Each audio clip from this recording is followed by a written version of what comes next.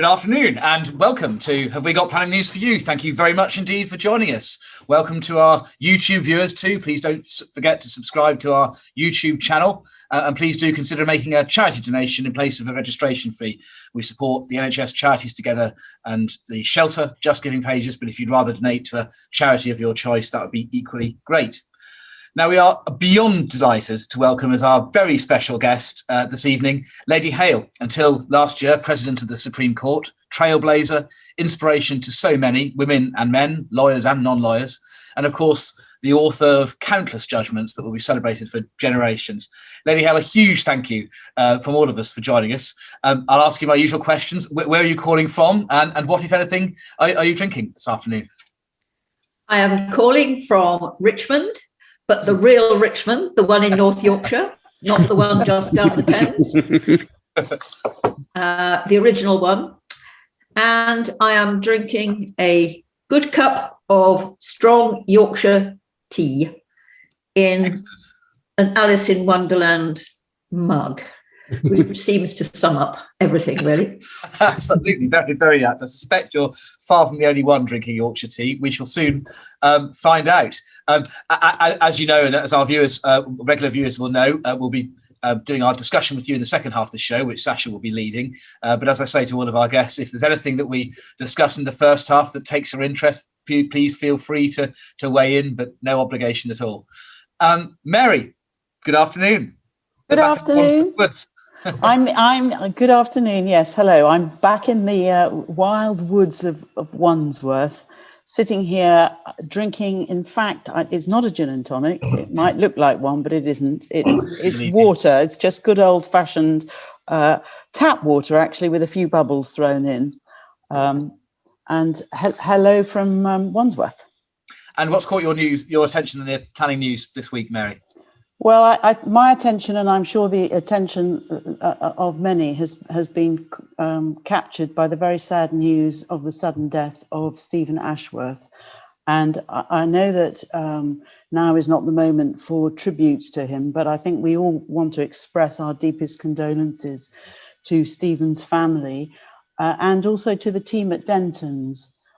Stephen Ashworth was as most of our viewers, I'm sure, will know, the partner at Ashworth for many years, a great thinker in our world, and also someone who, speaking personally, supported me and instructed me 30 plus years ago, back in the day when it wasn't actually that popular to instruct women. So he was a great supporter of diversity, and so I think it was very fitting that we dedicate tonight's show to Stephen. Here, Mary. Thanks very much indeed for that. Paul, how are you? Very well, Charlie. And in terms of where I am, I'm in London, though of course my heart will always be in Yorkshire. And in terms of what I'm drinking, I too am drinking Yorkshire tea. I'm lying. I couldn't find any Yorkshire tea in this godforsaken part of the world, so I'm drinking Twinings. Sell out. Heartbroken, beyond belief heartbroken. Chris, as always, our fashion icon. Yes, I am sporting something that may be of some familiarity, as indeed is Presumption. And Presumption is wearing a brooch. I don't know if you can see that, but your brooch is, Lady Hale, somewhat famous. Well, do you see the brooch that I'm wearing? Oh my goodness! It is remarkably similar to the one that the owl is wearing. So, yes. No doubt a symbol of wisdom for both of us. That's super. Yeah. A wise owl. Very good. He's made up and he's blushing. So I'm in London Chambers. I've been cross-examining a planning witness for 2 days, and I have to say I want to give a call out to that officer, Nicola Smith. She's been cross-examined on planning policy, the need for older persons specialist housing, 5-year land supply, AOMB policy, neighbourhood plan policy. Surely somebody from the policy team could have supported her instead of her having to deal with all of that case. So Nicola Smith, you did brilliantly. Well done. 2 days cross-examination, a clear breach of your human rights. I've got a drink. Breaking glass. Very topical. Sasha, good afternoon. How are you? I'm very well. I'm disconcerted for two reasons. One, that Chris has done his quickest cross-examination of his professional career. And also that the King of the North is actually in the South. We might kidnap him and not allow him to return. I am in London, I'm in home territory, and I'm a very nervous bunny because Arsenal have their biggest game of the season tonight. And so I'm crossing my fingers that we can actually win. And I can go to Gdansk on May the 29th and watch them in the final. Excellent.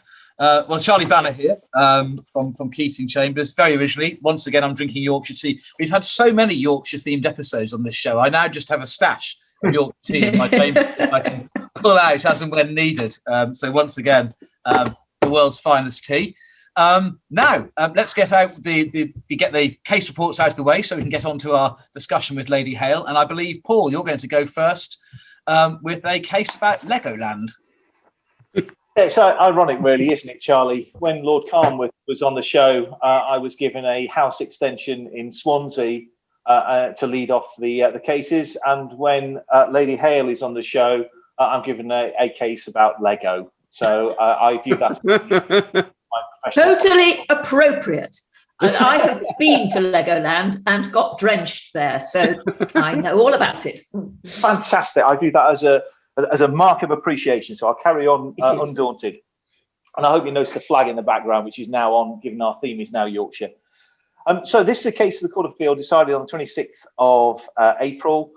Decision on appeal against the decision of Mrs. Justice Lang back in December 2019, lead judgment by Lord Justice Coulson.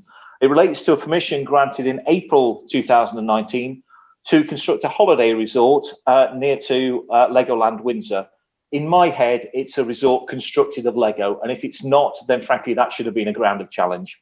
The recommendation was to refuse it, but the decision was in fact to grant it.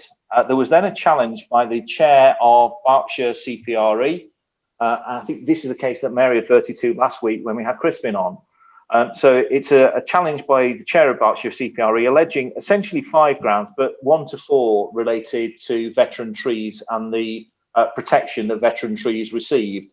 And the 5th ground, which I think is probably the most interesting one, relates to appropriate assessment and whether or not Section 31(2)A of the Supreme Court Act allows you to say, to quote the Smiths, what difference does it make? And the outturn of that, spoiler alert, is that no, it is engaged and you can form a view that it makes no substantive difference. So Mrs. Justice Lang rejected the challenge back in 2019. The Court of Appeal rejected the challenge. There's a couple of interesting points of note, one of which is the appropriate assessment point I'll come to in a moment. Another of which is the reasons for granting planning permission. And the Court of Appeal said, what I think with the benefit of hindsight is obvious, but which is that when you look at the reasons for granting permission, don't just look at the express reasons under the title reasons, but look at the totality of the decision. Because in that case, what was important to members was whether or not veteran trees were mitigated satisfactorily so as to avoid an impact in relation to them. I think that makes sense and is a rational and sensible decision, surprising perhaps that the point was arguable. But what the court did grapple with was an earlier case as to whether that would involve a paper chase, a forbidden paper chase, and the court said absolutely not, because it's a logical thing to look at the decision, look at the 106 and look at the stated reasons. There was also a challenge relating to what members had to say during the course of their debate, particularly at an earlier meeting. And once again, the court said, oh, for goodness sakes, don't listen to what members have to say too closely, because members say all sorts of things at decisions. What really counts is look at the reasons for the decisions and the inference that you can draw from the reasons from the decisions. Brackets, politics is relevant when it comes to what members have to say. There was an issue about change of policy in relation to MPPF, which perhaps is not particularly interesting. But the appropriate assessment issue was there was no appropriate assessment, and yet it was common ground there should have been one. And the Court of Appeal very robustly said, well, they were satisfied that the council had demonstrated that had there been one, that it wouldn't have made a difference to the outcome, and that therefore Section 31(2)A was engaged, and that was consistent with the relevant European jurisprudence. It followed an earlier case of Walton. It's a sensible decision throughout. It screams sensible decision, and it's one that certainly it's not as daft as I was making out at the very outset. Thank you, Charlie. Thanks, Paul. We did look at whether it's possible to commission in time for this week's episode a Lego figurette of Paul. Sadly not, but I'm told there are figurettes of the King in the North available, which is as close as you can get to one of you, which I think you bought, haven't you? It's on order, unfortunately. You've already got it, probably. Now, Mary, you're going to tell us about, in fact, not one, but two judgments, or sort of a judgment and a half on whether or not local authorities can continue with virtual hearings in the absence of the temporary legislation on that matter being renewed. Indeed, I am. Thank you very much, Charlie. So part one, if I can call it that, was last week on the 28th of April, 2020. This was a decision of the president of the Queen's Bench Division, Dame Victoria Sharp, who was sitting with Mr. Justice Chamberlain. And the claim's principal purpose, as I'm sure most of the audience will remember, was to obtain declarations that meetings required by the Local Government Act 1972 could take place remotely on or after the 7th of May this year, which is when the local authorities and police and crime panels, coronavirus flexibility of local authority and police and crime panel meetings regulations, let's just call it the flexibility regulations, ceased to have effect.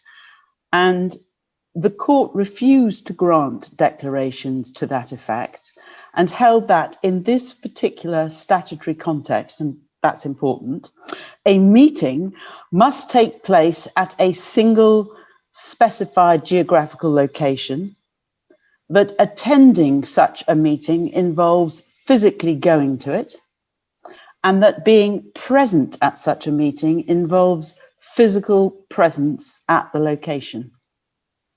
And the second part of the judgment, which was in fact handed down on Tuesday of this week, related to a subsidiary question, and the court invited additional written submissions on the question of whether a meeting that's required under the 1972 Act to take place in person is open to the public or held in public if the only means by which the public are permitted to access it are remote.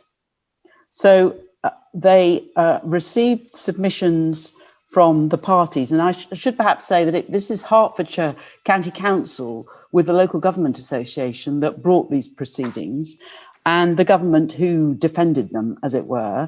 And the government was represented by Jonathan Moffat QC, and in his written submissions, he took the view that if the effect of the 1972 Act was that meetings must be held physically in person, then open to the public and held in public should equally be interpreted as referring to physical attendance by the public.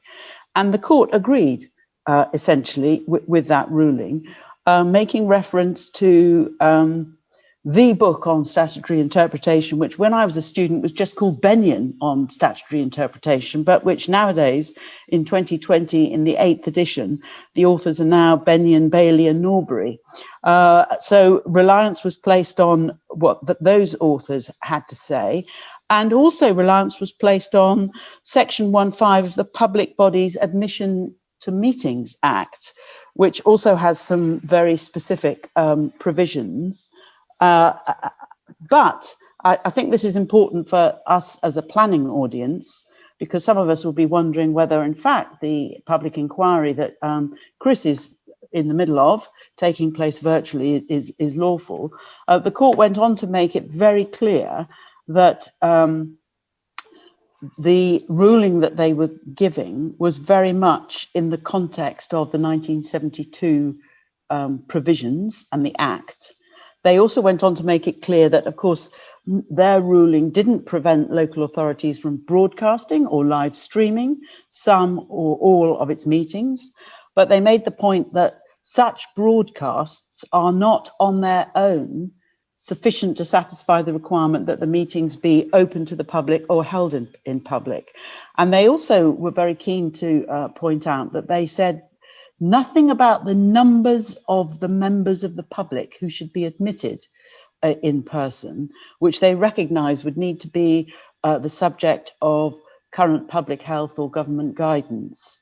So I think that what this means is that all those meetings of planning committees that are set to take place on or beyond the 7th of May have to be physically in-person meetings, and there will need to be some arrangements made for the public to attend, but those arrangements can quite reasonably take into account current government guidance. Thanks, Mary. And of course, the irony is that all appeals from those in-person meetings currently will only be taking place virtually because of the different legislative regime to which planning appeals are subject. I should say that those judgments and indeed all of the decisions we're talking about are available on our website, or will be immediately after today's show, including the next one, which I'm going to talk about, which is a decision of the Secretary of State for Housing, Communities and Local Government, allowing a planning appeal against the non-determination of a mainly outline a planning application for a mixed-use development, including 675 dwellings at Sittingbourne in Kent. The main controversial issues included the impact of the development on local highways, the effect on 2 conservation areas and several listed buildings, and landscape and visual impact, each of which was decided in favour of the appellant. But those points don't really raise any wider issues, so I'm not going to dwell upon those. But the case is of broader significance for 2 points, which I am going to explore briefly. Firstly, it's yet another example of the promoter of an allocated site in an adopted development plan having to go to an appeal to get a planning permission. I think this must be at least the 4th such case we've reported this year, and I might be understating it. I haven't been back to count. And that suggests a theme, and plainly an unsatisfactory theme, which will lend ballast to the government's proposed reforms, apparently more on which we'll hear next week in the Queen's speech, or reforms of the planning system, pursuant to which a local plan allocation in a so-called growth area will confer automatic planning permission. The case for that automatic permission arising from allocation is being made by this theme of refusals of allocated sites. The second significant point, believe it or not, is in relation to conditions. How often is the most significant, or one of the most significant aspects of a Secretary of State decision, his or her finding about planning conditions? But here, the Secretary of State rejected a suite of proposed planning conditions, which had been sought by the local authority and endorsed by the inspector, despite the appellant's objections. Now, these conditions would have secured a 50% reduction in carbon emissions compared to the building regulations targets for reserve matters phases approved before 2023, a 75% carbon reduction for phases of the development approved before 2027, and 100% thereafter. And the inspector's view was that whilst there were no specific development plan or indeed national policies for the impositions of such conditions, the context of the climate emergency was a material consideration of sufficient weight to require those conditions nonetheless, and to make it a necessary part of granting planning permission. Now, that reasoning was capable of being rolled out in other planning appeals, given the obviously universal nature of the climate crisis. But the Secretary of State didn't agree. His view was that what mattered was the requirements of the development plan and adopted an emerging planning policy, none of which currently went as far or indeed nearly as far. And he felt it was inappropriate speculation to second guess what future policy requirements might be in relation to carbon reduction at the time of those future phases. That's a point of quite considerable significance, as local authorities up and down the country are declaring or have declared climate emergencies and are facing a pressure to go faster in relation to responding on climate change than the time it takes to adopt new planning policy, which we all know takes best part of half a decade currently. And they are often, the number of local authorities, seeking to impose what might be thought to be onerous build requirements in the name of climate change. For example, non-conventional heating as opposed to gas boilers, which for the volume house builders who build 10,000 odd homes a year costs an awful lot of money. That's a sufficiently onerous widespread obligation to have an effect on their share prices. And this decision suggests that the government approach is that absent a explicit policy basis, these measures, which might be very much nice to have, can't be enforced. They're not must-haves in planning. Watch this space. I think there's some interesting issues there, and it may even be that the issue is tested in court, either in this or in a subsequent case. That's all I'm going to say on the Sittingbourne case. And now, Chris, you're going to take us to Devon and tell us about in Paynton. I am going to take you to Devon. I'm also conscious that we've got the President of the Supreme Court, and I don't want to delay this interview very much longer. So I'm just going to be brief, if I may. This is a case, an appeal decision for 400 houses on the edge of an area of outstanding natural beauty. And I think Rob has got the front sheet for us to put up. This is the appeal decision. White Rock, adjacent to Brixham Road, and as you can see, up to 400 dwellings. It was 373 in a location that is not in the AONB, but on the edge of the South Devon area of natural beauty. Now, as for who appeared in this case, we've got the appearance page at the back. It was an all number 5 affair as far as the main parties were concerned. Peter Goatley acted for the appellant and they were successful. And against Peter was acting Nina Pindham. Now, I did a case in Brixham and I couldn't appear at the local plan. And the client said, could a junior do it instead? And Nina appeared. And at the end of the case, the client said, we thought Nina was just going to run your arguments, but actually Nina's arguments were much better than yours, which hurt, obviously. But well done, Nina. You lost in this one, but you won the clients over in that case. And basically, it's about the effect on the AONB for a site that's not on the AONB. And we're seeing this increasingly, aren't we? That people are arguing a combination of landscape and heritage, even if it's not in the designated area. And I spoke to Peter Goatley today, and what he said is, he commends that he won, so obviously he commends the inspector's decision, as we do. But in particular, there's a really detailed analysis from the inspector about AONB, taking into account the viewpoints. Often with landscape evidence, that doesn't really happen. There's not a detailed analysis. The nighttime analysis, everything is looked at really carefully by the inspector, who accepts there's harm, but says that harm is limited. And so as far as the approach is concerned, he said, in terms of localized effects, the proposed development would encroach and inevitably change the nature and appearance of the part of the countryside concerned, including the special landscape area and the settlement gap.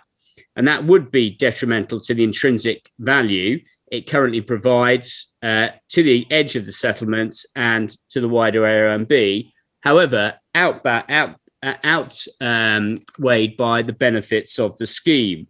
And if we just go to the conclusions, which is hopefully we've got that paragraph, he says, flicking furiously, 93. I found the proposed development would conflict with the development plan policies, which resist the principle of development. And indeed, there was a whole series of them. There's about 8 that were to which there was conflict, which would also include the partial closure of the existing settlement gap.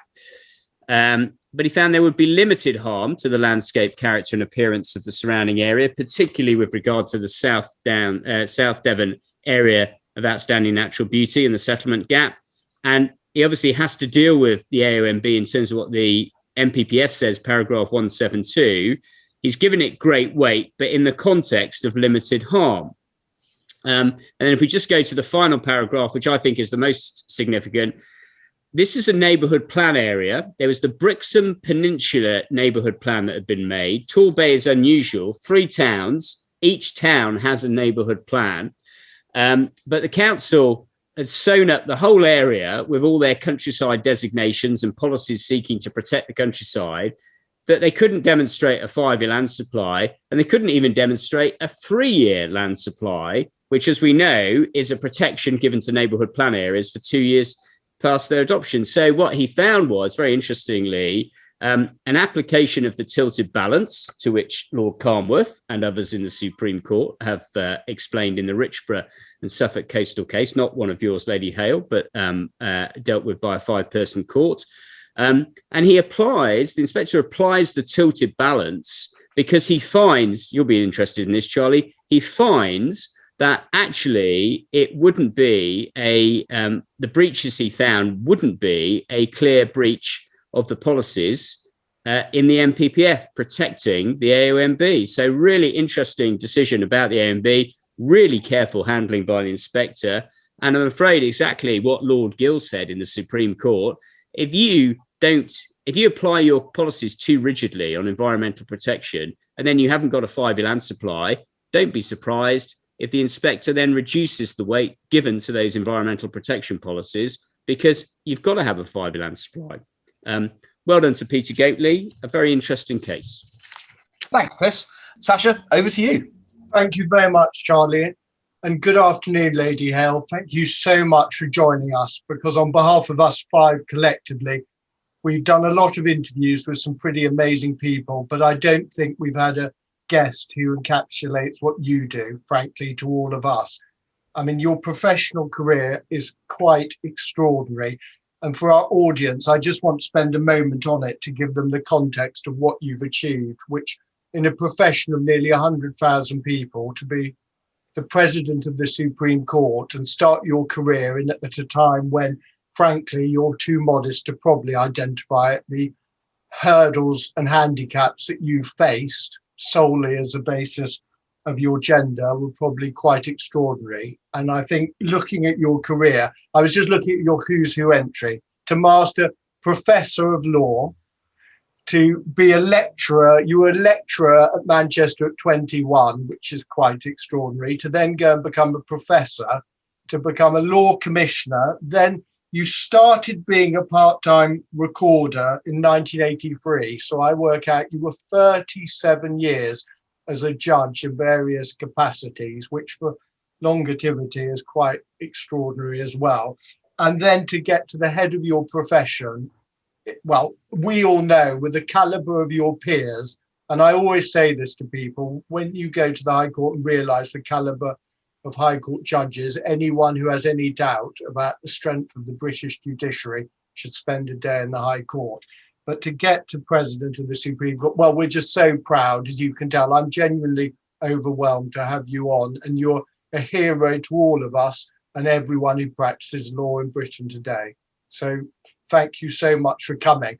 And to be slightly more lightweight, you've just spent the past 20 minutes thinking about, I remember those days when I'd have some weeks in the Supreme Court when I was dealing with the powers of Parliament, and then suddenly this very strange planning dispute would pop up, and I was asking views on H7 and H39 and the vast importance of houses, etc. Because I remember I appeared in front of you in Morges when you had to deal with bats and a guided busway, and I was just looking while Charlie was speaking at you won't realise this probably, but you have given the seminal judgment that we all rely on about the role of officers and decision making. And your exact words are, planning officers' reports are not to be read with undue rigour, but reasonable benevolence. And bearing in mind they're written for councillors with local knowledge. Now, you probably don't realise, but those 2 pillars, both the acknowledgement of councillors and what officers' reports should be subject to, are as seminal in our area of the law as any judgment in the past 20 years. So it's important to state that. Good Lord, I didn't know that, but I think it's right. So. Absolutely. Now, I wanted to start off, because of your career, is taking us out of planning for a moment and just discussing generally. As someone who's got a daughter who's entering the professional, can I just ask you, what advice would you give to the young who are entering the legal profession? What lessons would you say you've learned which might assist them in developing a career in the law? Well, one lesson is to bear in mind that there are many, many different sorts of law job around in which you can make a difference to something important, people's lives or government policy or how banking is regulated. There are many, many different law jobs which aren't self-employed practice. So even if that's your first ambition, remember to be flexible and look for something where you can make a real contribution. And on top of that, of course, there is, I'm afraid, work hard and don't let the bastards grind you down. Be resilient. And one of the key issues that we all face is the widening of access to the law for those that want to become lawyers. I mean, in your experience, your obviously career has spanned quite some time. Do you think we've done a good job to widen access or not? How would you audit 2021? Well, 2021 is a great deal better than 1969 when I was called to the bar. The gender balance is hugely improved, although still not so improved at QC level or at the higher reaches of the judiciary, but it is improved. The socioeconomic background balance, I think, has also been greatly improved. But of course, recent developments are not necessarily going to continue that trend because of the increasing cost of getting the necessary qualifications, coupled with the decreasing number of opportunities available. That's one of my reasons for talking about being flexible and remember how many different jobs there are available in the law. But yes, we've done better, but not yet well enough. And can I ask, in relation, I've obviously outlined your period of sitting as a judge. Now, many of our audience are involved in decision making, whether it be as counsellors, officers, or making applications. Can I just ask you, when you, over your career, were effectively reaching and formulating a decision, what was the approach you took as a judge to decision making? Well, of course, the approach which a judge should take to decision making is very different from the approach which counsel should take to decision making. And it's well summed up, counsel's approach is well summed up in a aphorism of Stephen Sedley, which I'm fond of quoting, which is that the great skill of counsel is to reason from a given conclusion. So you work out what the best result your client can achieve is, and then you work backwards from that to the best way of convincing the court, the tribunal, the inspector of that result. Now, a judge should start at the other end. The judge should start with what the law is, what the principles of the law are, how you construe statutes and other sorts of legislation, what the facts are, what the evidence is if you're a first instance judge, and then consider the arguments and work your way towards the conclusion. So you don't start with the conclusion, that's where you end up. You do have to, of course, check it against common sense, practicality, and so on and so forth. I mean, it mustn't be absurd, but you don't start with it. So there's a big difference. And I imagine that what a planning officer has to do is a bit between the two, because they've basically got to be like a judge, but bear in mind that they are writing for a very different sort of tribunal from the ones that the council are addressing. Different styles of decision making for different professions. But the one thing that I would say is that it's an indispensable qualification for a judge to be able to make up your mind. In the end, that's what we are paid for. We are paid for a decision, an accountable, defensible decision, but it's a terrible burden if a judge can't make up his or her mind. So it's the most important part. And can I ask, I suppose I shouldn't ask because I might be about to make the five of us and the planning bar redundant, but were you persuaded by advocacy? Did you find yourself changing your mind during the course of a case? Oh, yes, definitely. Especially in the Supreme Court, because by definition, all the cases that get to the Supreme Court involve an arguable point of law of general public importance. It's arguable and it matters. And not very frequently, but I rarely went into a hearing with a mind that was made up as to what the answer was. I might have views about the approach, but the answer I wouldn't go in having predetermined.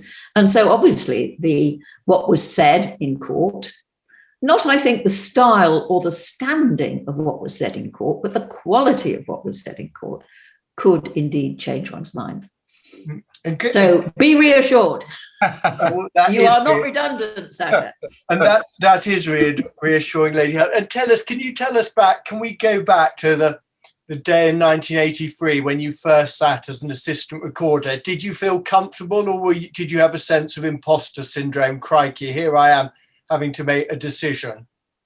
I have had imposter syndrome at several points in my life. You know, when I first went to the high school, when I first went to Cambridge, probably not when I first went to teach in Manchester. When I went to the Law Commission, definitely big imposter syndrome. And yes, setting out, not so much in the family and civil courts, but in the criminal courts, I found presiding over jury trials so counterintuitive to anything that I had previously done, but I certainly found that difficult.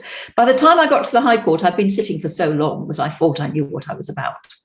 But imposter syndrome we all have, or we should have, and if we don't, we're a bit too cocky for our own good, aren't we? I completely agree. And out of your stages in your judicial career, which one did you enjoy? Did you enjoy the solitude of the High Court, or did you enjoy the camaraderie of the Court of Appeal, or the intellectual challenge of the Supreme Court? Which was your favourite period? Oh, I think favourite was the Supreme Court, because I love the law. I love legal conundrum, trying to find a correct, a good, principled solution that works and makes sense. So yes, I did like that. And I like writing judgments, because I like to try and write something which is clear, comprehensible, and not too long. Being a first instance judge is very, very different. It is enjoyable because every case is different. And there's something really fascinating about hearing evidence and trying to work out who's telling you the truth and who's telling you lies. Actually, in family cases, there were people who were telling barefaced lies, but there were also often people who were giving their account of an incident, which is how they remembered it, having convinced themselves that it had happened in a particular way. And you could recognize the incident, but it was being described very differently by different witnesses. But yes, that was also very interesting, and from time to time very entertaining. But it was far more stressful than deciding points of law in either the Court of Appeal or the Supreme Court. I was about to say, Lady Hale, did you find, I mean, I've always thought the emotional stress of the family division, giving care orders and so on, the nature of the work that you started specialising in the High Court. Did you find there was an emotional toll? Did you sometimes go home and think, crikey, that was a really tough day? Yes, definitely. I think it's the only time in my judicial career when I have had the odd sleepless night. But you basically have to work things out. You know, you have to reason. You have to reason why you believe X rather than Y, what the relevant criteria are for your decision. And if you can explain it in a way which makes sense to you, well then, and hopefully to other people, including the Court of Appeal, well, then you feel you've done the right thing, even if it worries you that the right thing is not going to make anybody any happier, and it often isn't. And can I just ask, looking slightly in the future again, getting back to issues of diversity and equality, I mean, the five of us have reasonable roles in our respective sets. I mean, what would you say to us? What needs to happen? What should we be doing over the next 10 to 15 years to finally redress the balance in equality and diversity, in your judgment? Well, different aspects of diversity pose different challenges. I mean, gender poses one set of challenges, and that has to do with lifestyle preferences and the necessity of the profession to accommodate those. Otherwise, they will lose some very good women who will go and do other things which accommodate their lifestyle preferences rather better.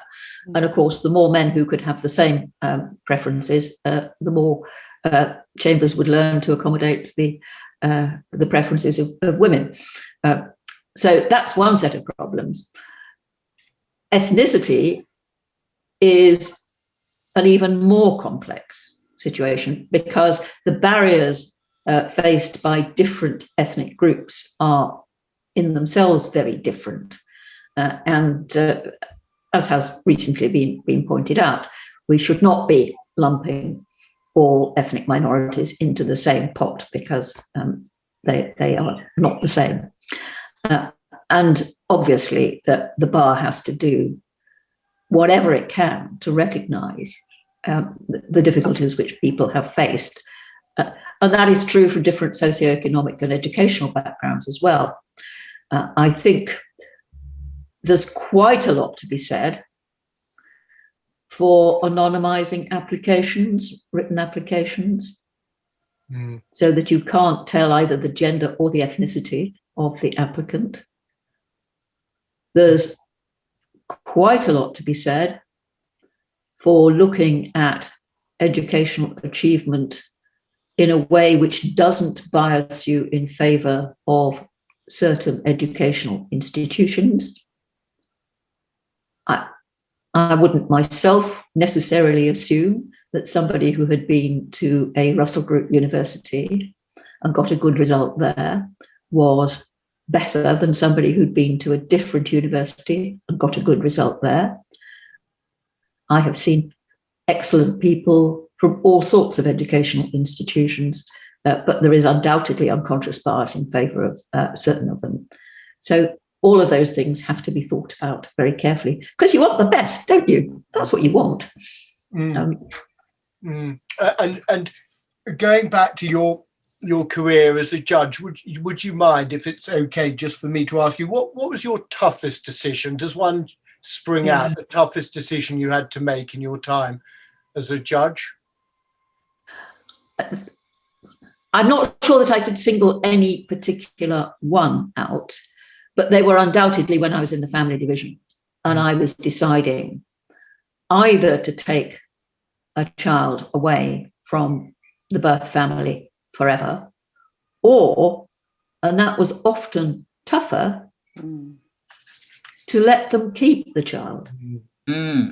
Because that is the braver decision when you've got evidence that the child either has suffered or may well suffer significant harm. But nevertheless, there are sufficient positives in the situation, which after all should be biased in favour of keeping the child within the family rather than against it. But in practice, by the time a case gets to court, it is frequently biased in favour of removing the child. And I think the bias should be in favour of leaving the child within the family for a huge number of reasons, both of principle and practicality. And so those were the toughest decisions, undoubtedly. Child who had been sexually abused from the age of about 6 by her father. This is just an example. Maternal grandparents, very decent people, found it extremely difficult to accept that that is what had happened. I myself have very little doubt that the mother was also subject to abuse of various sorts. But in the end, the child went to be cared for by the grandparents. I don't, of course, know what happened, but that did seem to be the right result at the time. So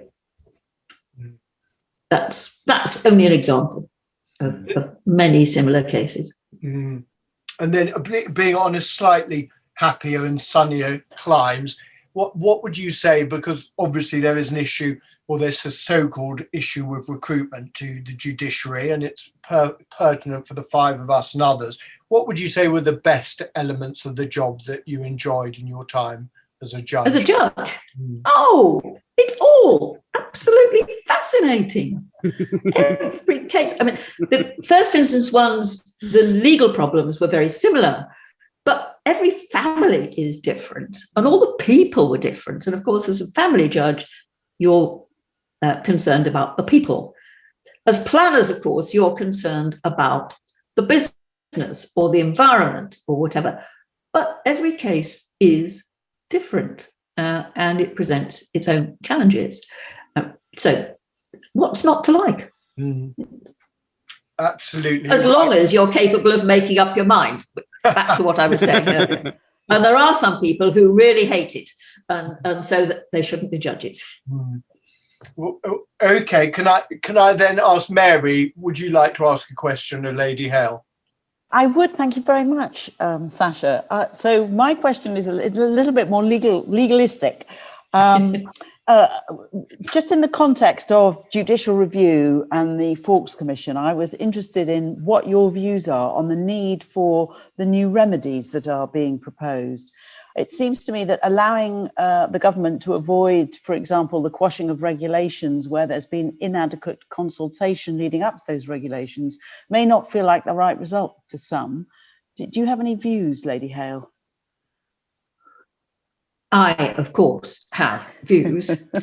I may try and be a little bit cautious about expressing every view that I have, nor can I claim to be as familiar with every word of what has recently been published, as no doubt I should be.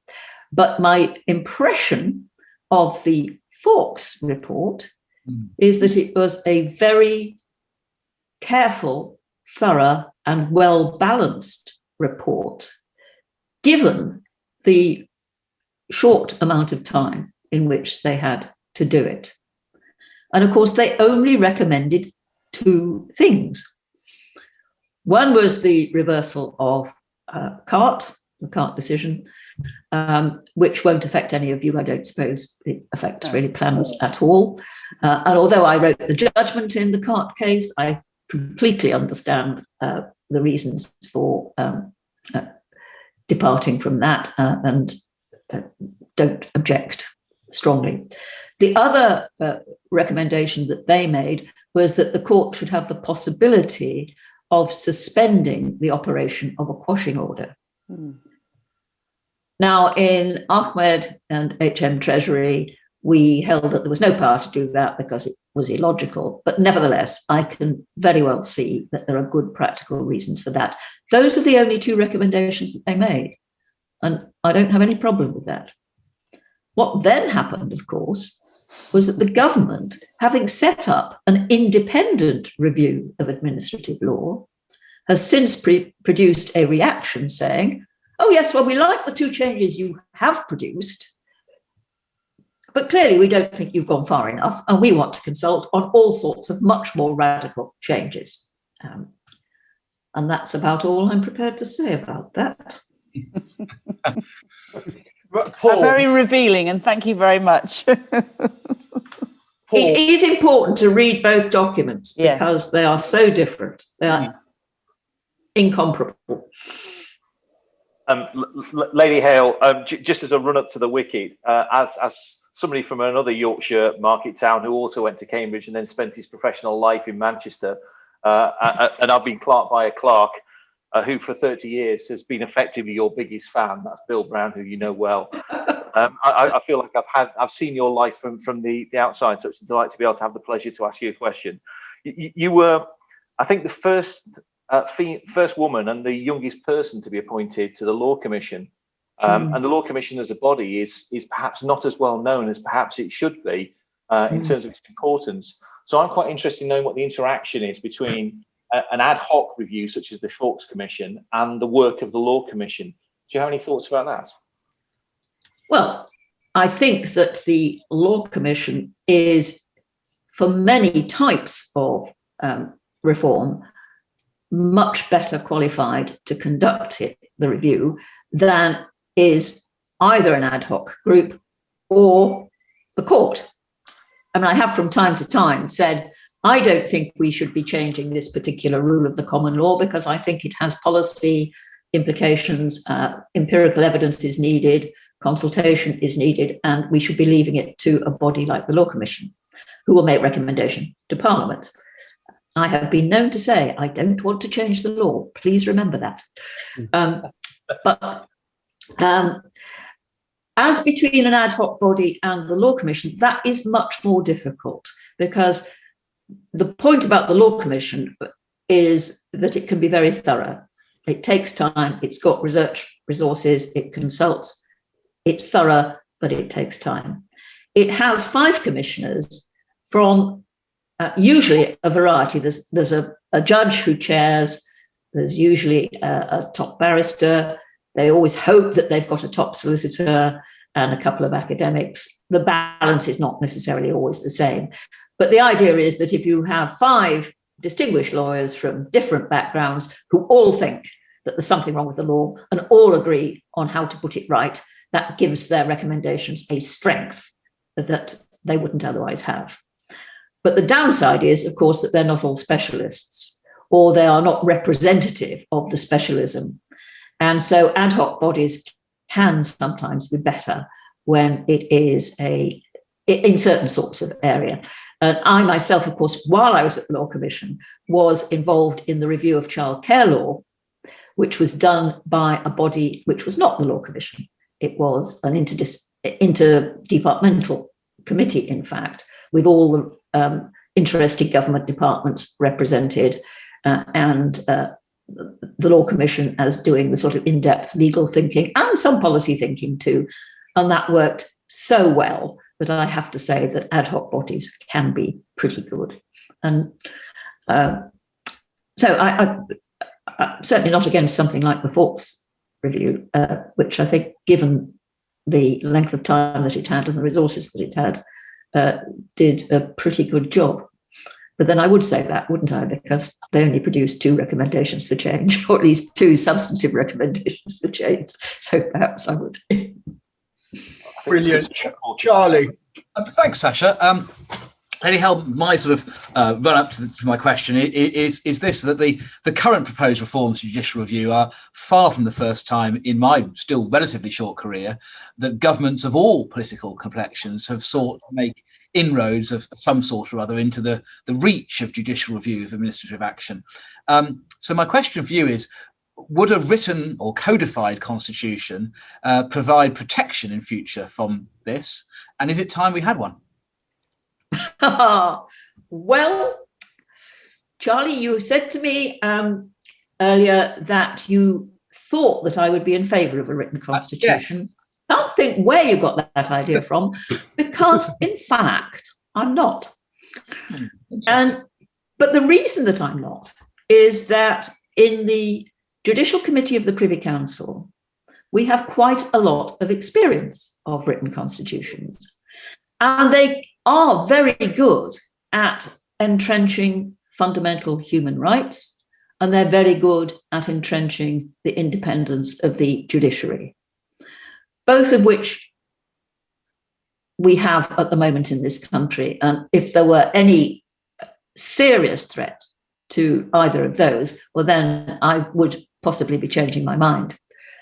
But what they're not good at is answering the really tricky boundary questions, boundary disputes between, they say there shall be a legislature that makes laws, there shall be a government that runs the country, there shall be a judicature which applies the laws, enforces the laws, interprets the laws, and sometimes makes the laws if it's a common law country. But they don't answer those really tricky little things. I was in Malaysia, which has a written constitution, giving a lecture just before the first of the Miller cases, which was all about whether the government could pull the trigger on Brexit without parliamentary approval. And so I looked at the Malaysian constitution and I asked myself, would that constitution give me the answer to this question? Because it was very, very like a lot of other Commonwealth constitutions. Answer, of course it didn't. And similarly, it wouldn't give you the answer to judicial review and the limits of judicial review. It would assume the existence of judicial review, but it wouldn't give you the answer to anything that we're talking about. So that's really it very rarely gives you the answer to the really difficult questions. And the number 2 is, can you ever foresee the sovereign parliament of the United Kingdom voting for a written constitution? which by definition would limit its powers and give more powers to the judges? And you foresee that happening? Well, if you can, you are an extraordinarily far-sighted person. That's true. I'm ever the optimist. Everybody who knows me knows, but I think it's even beyond my optimism, probably. Thank you. Really fascinating answer. Chris? Sasha, thank you. Lady Hale, you gave a speech this is my run-up question. You gave a speech at Girton College in 2019, 100 Years of Women in the Law, and you said that women's lives are necessarily sometimes different from men's, and that experience of leading those lives is just as valid and just as important. Now, with a wife who's at the bar and a daughter who wants to go to the bar, I have to say that observation is really, really insightful and helpful from the top judge in the country. If we imagine that women's lives are the same as men's, we're just being naive, aren't we? The experience is different. It is completely different. And that needs to be recognised. And what a positive observation you made there, if I may say so. Thank you. And your question is? And my question is, all legal. My question is this. You have said about judicial review that in the vast majority of cases, judicial review is the servant of Parliament. It is there to ensure that public authorities at all levels act in accordance with the law which Parliament has laid down. In only a very few cases does it operate to ensure that public authorities act in accordance with the common law. So my question is, why is it, because we've got lots of non-lawyers watching, why is it so important that judicial review should act to reinforce the will of Parliament? And why are there occasions when it should legitimately challenge it? Yes. Thank you for quoting what I actually said. Those of you who have read the government's consultation paper will realise that it quotes me as saying something very different, which I haven't actually said. But yes, I mean, the purpose of judicial review is usually to review the exercise of statutory powers, and that means reviewing whether they have been exercised in accordance with the purpose of those statutory powers, in accordance with the limits of those statutory powers, in accordance with whatever the procedure laid down or the implicit procedure implied in those statutory powers. That's the basic function of judicial review. I think I've got that more or less right. And so, given that the fundamental principles of our Constitution are that Parliament is sovereign, it can make or unmake any law, and the rule of law, which means that the function of the courts through judicial review is to interpret and apply those laws, well, that's why judicial review is, to a large extent, the servant of Parliament. But that doesn't mean to say that the courts have not got the duty of properly interpreting the parliamentary intention, the legislative intention, and applying it to the facts of the particular case. And we have various canons of statutory construction which help us to do that, and various principles of judicial review which help us to do that. And it's a balance, obviously, between respecting what Parliament has laid down and ensuring that it is properly applied as opposed to improperly applied. And I don't say any improper motive, I mean just in accordance with how it should be applied. Thank you. Very conventional answer there. Nothing very challenging about that answer. We're almost at the end, but one of the questions we've had from the audience is from somebody who was on the folks panel, and I think we must ask that question. And that person has asked: is there something in the report of the independent review that you wish the panel had addressed but didn't, or which you wish they'd addressed better or more fully? And is there something you disagree with? Oh, that's That's a wonderful question, and I haven't really worked out an answer to it. So will you forgive me? I do congratulate the panel on the job that they did in a very short amount of time. And I thank the panel for the very balanced way in which they addressed the role of the courts and what the courts had been doing. And so I'm sure there are things that I might have wished that they might have said, but that would involve a line-by-line critique of the report, which I haven't yet got down to doing. But you never know. One of these days, maybe I might. Thank you. Brilliant. Well, Charlie, thank you so much, Lady Hale, for a completely captivating half hour. Thank you so much. Brilliant. Charlie, back to you. Thanks, Ash, and a huge thank you from me, and if I may say so, thank you for all the inspiration you have provided and continue to provide to us all of us. You're far too kind to me, all of you. It's true, and it needs to be. It really does need to be said. We can't wait to see you in person once that's possible. I know you've had your second jab. I got my first tomorrow, and so. Are you old enough, Charlie? I've been mocking the others that I haven't been asked for a jab until last week's show, and now even I am old enough. What I love about that, Lady Hale, is that he was showing off and you cut him right down to size. Exactly, not for the first time. We're not even old enough to vote, to be honest. Next week, we have Planning Supremo Catriona Riddle joining us, which we're really hugely looking forward to, not least because it's Queen's Speech Day next week, and there's likely to be mention of planning reforms there, so we'll get her impeccable insight on that. Thank you once again, Lady Hale, and thank you to our viewers for the various questions, and we'll see your viewers next week. Take care. Have a lovely evening. Good night. Thank you. All right.